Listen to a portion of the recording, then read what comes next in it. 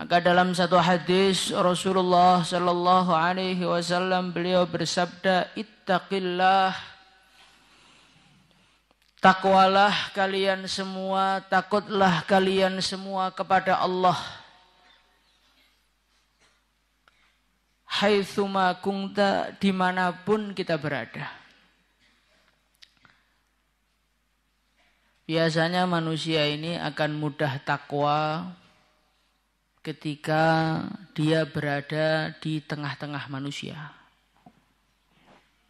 Berada di tengah-tengah teman santrinya, berada di tengah-tengah pesantren, di depan anaknya, depan istrinya, depan keluarganya, itu takwa mudah.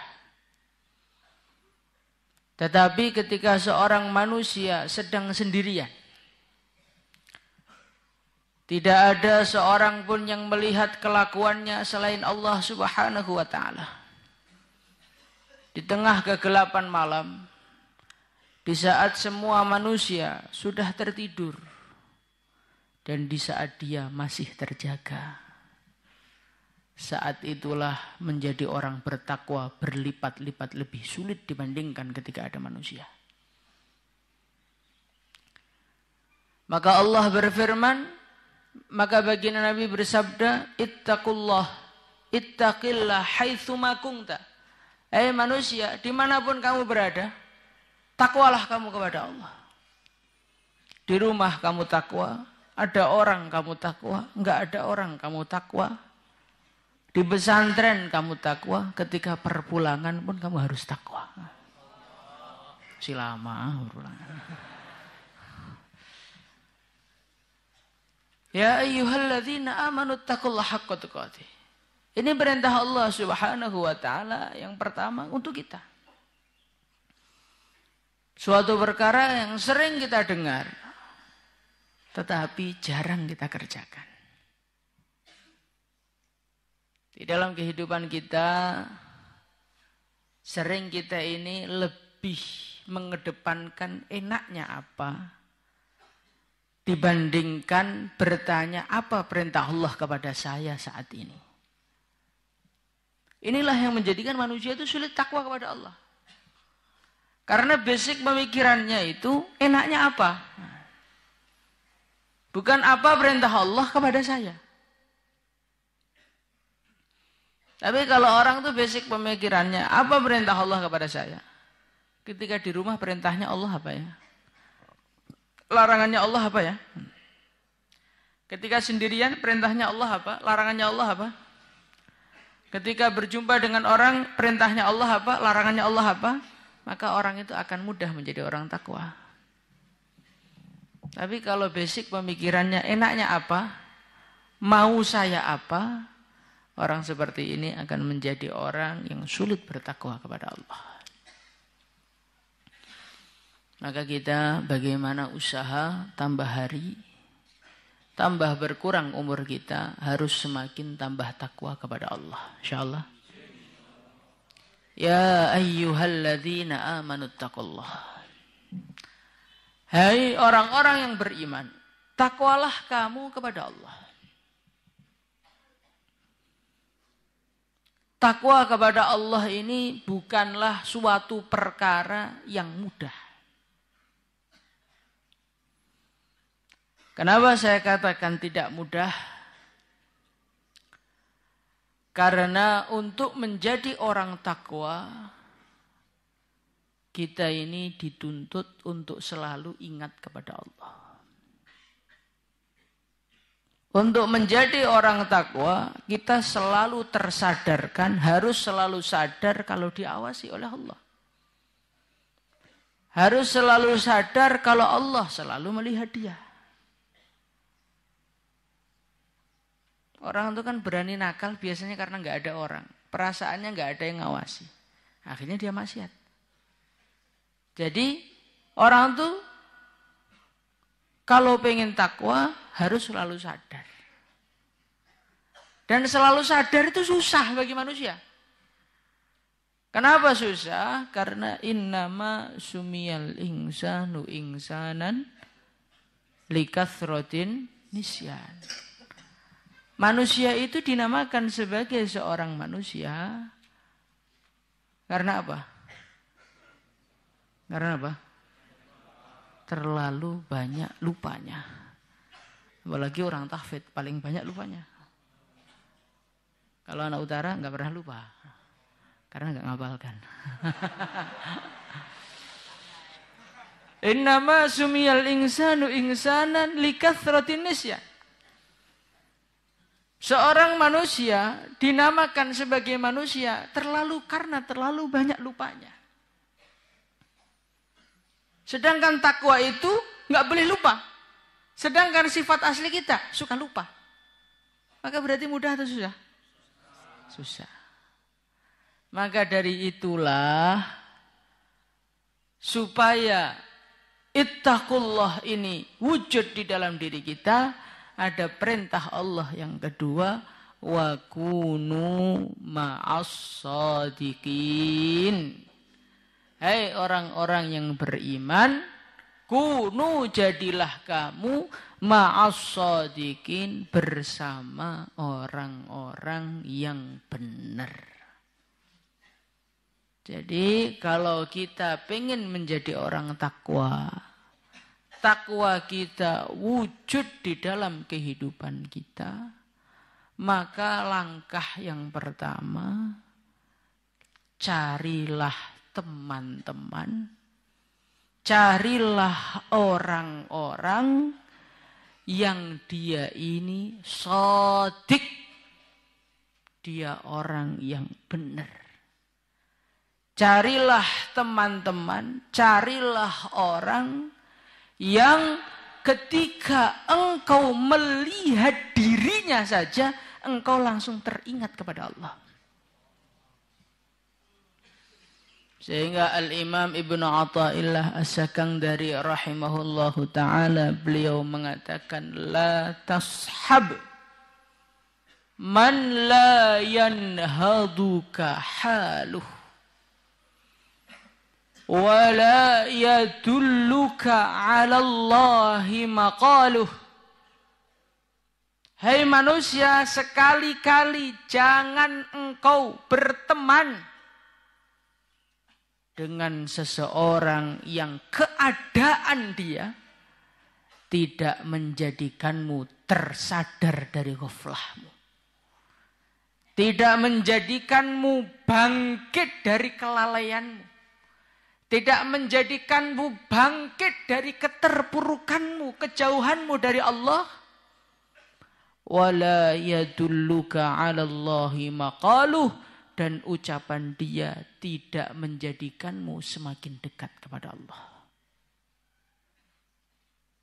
Ini kebalikan dari ya ayyuhalladzina amanu, bukan kebalikan, pemahaman dari wa kunu ma'as shadiqin.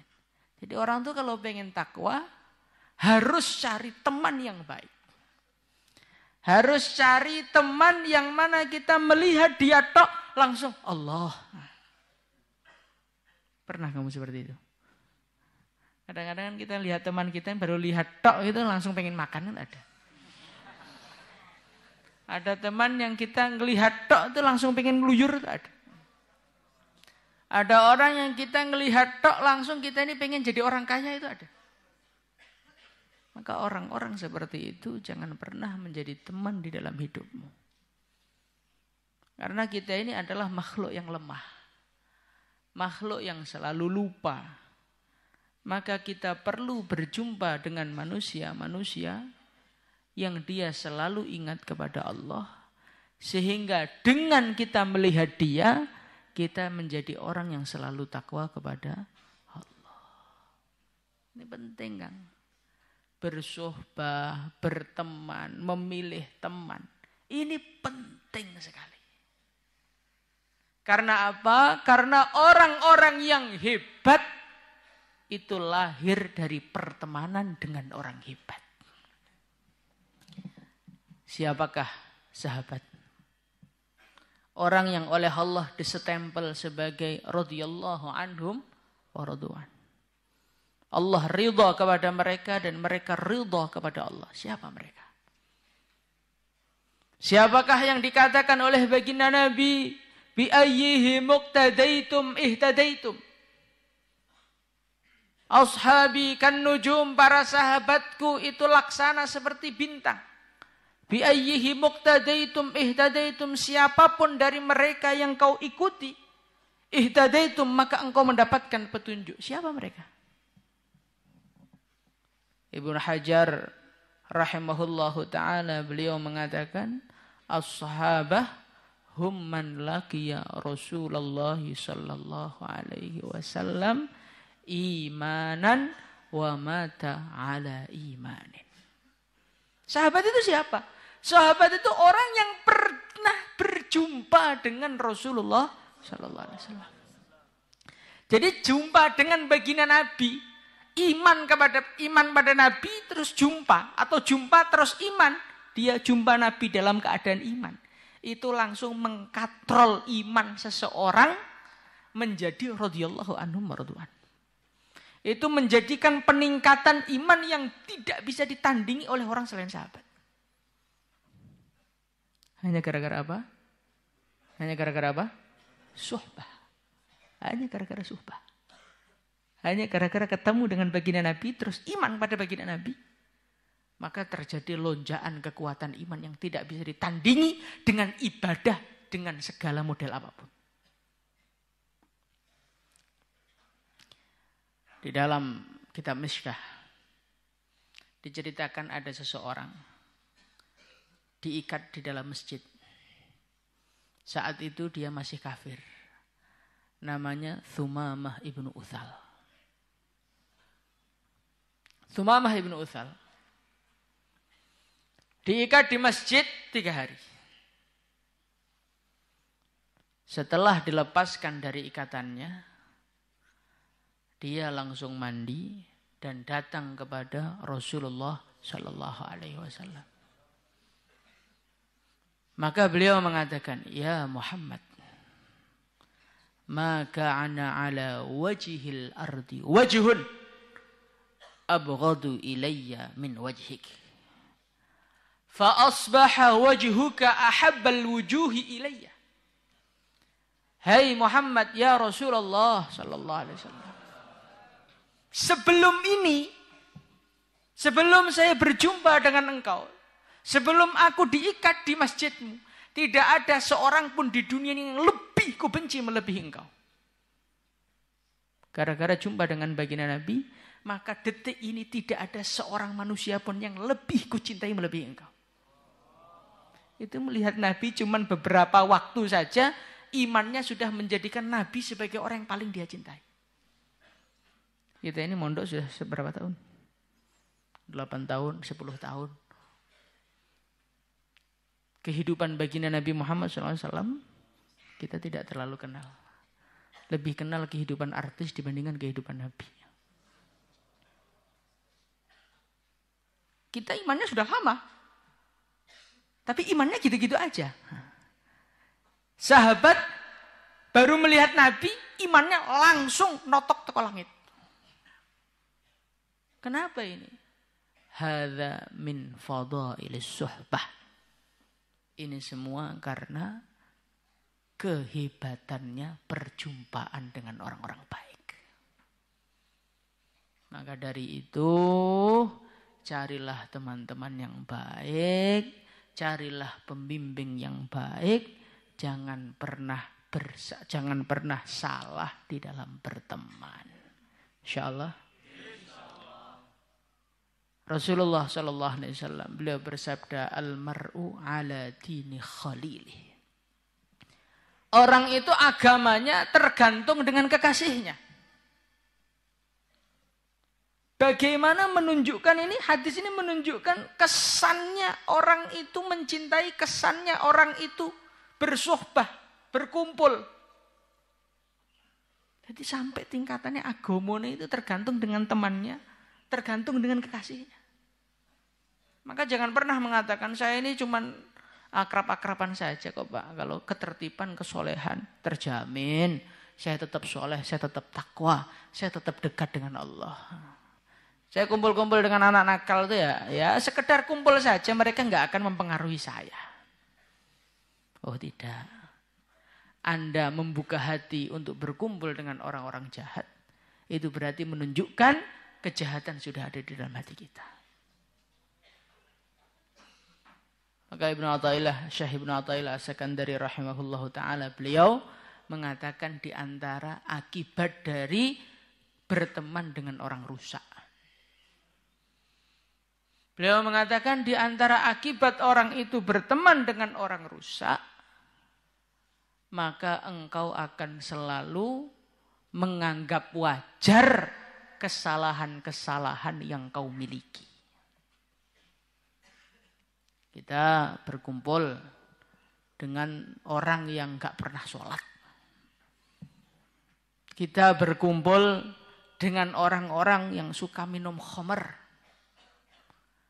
Kalau kumpulannya kita ini dengan orang-orang yang tidak sholat, maka kita nanti akan kerasa nggak sholat di masjid itu nggak apa-apa. Dibanding teman saya nggak sholat yang mending saya. Jadi orang tuh kalau kumpul dengan orang rusak, maka kesalahan-kesalahan itu menjadi mending semua. Kalau orang tuh kumpulannya dengan orang yang minum khamr, orang narkoba, maka ngerokok surya itu ya mending tuh daripada yang narkoba kan mending saya. Coba kalau kita di kumpulannya para wali. Kalau kita ini kumpulannya orang-orang bertakwa kepada Allah. Jangankan sholat di kamar, sholat masbuk aja sudah merasa dosa. Sholat masbuk sudah merasa dosa. Itu orang-orang zaman dulu diceritakan di dalam kitab-kitabnya Qudama. Orang yang sholat masbuk itu zaman dulu sampai ditakziahi. Dihibur oleh teman-temannya. Saking apa? Saking susahnya. Jadi sholat masbuk itu rasanya hatinya dia udah hancur. Saya ini salah apa, dosa apa, saya ini sampai kok sholat saya masbuk. Kenapa? Karena orang tadi kumpulannya orang-orang yang gak pernah ketinggalan takbiratul ihram. Makanya sholat masbuk udah kerasa dosa. Nah, kalau sekarang masbuk sudah prestasi, yang penting yang masjid.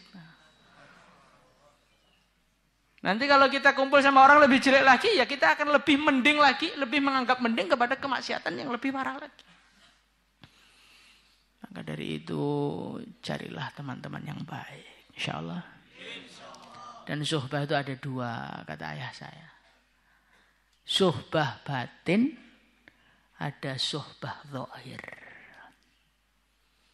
Suhbah batin adalah dengan kita selalu cinta dengan orang-orang soleh sampai Rasulullah Sallallahu Alaihi Wasallam. Suhbah zahir, jasad kita kumpul dengan orang-orang soleh. Nah, suhbah batin dengan suhbah zahir ini secara athar, secara kesan di dalam hati lebih dahsyat suhbah batin. Baik kepada orang soleh maupun kepada ahli batil. Jasad kita kumpul dengan orang-orang soleh. Hati kita tidak kumpul dengan mereka. Maka ya kita akan menjadi orang-orang yang tidak kumpul dengan orang soleh secara hitungannya. Maka disinilah bahayanya orang itu nonton YouTube.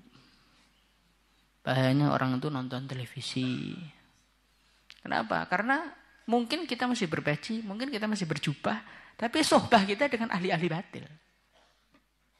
Sehingga sohbah batiniyahnya tanpa terasa kita ini sudah cocok satu klub, satu selera, satu darah, satu tujuan dengan orang-orang ahli batil. Maka dari itu hati kita harus cinta dengan orang-orang soleh, kumpul dengan orang-orang soleh. Jasad kita juga kumpul dengan orang-orang soleh. InsyaAllah ya.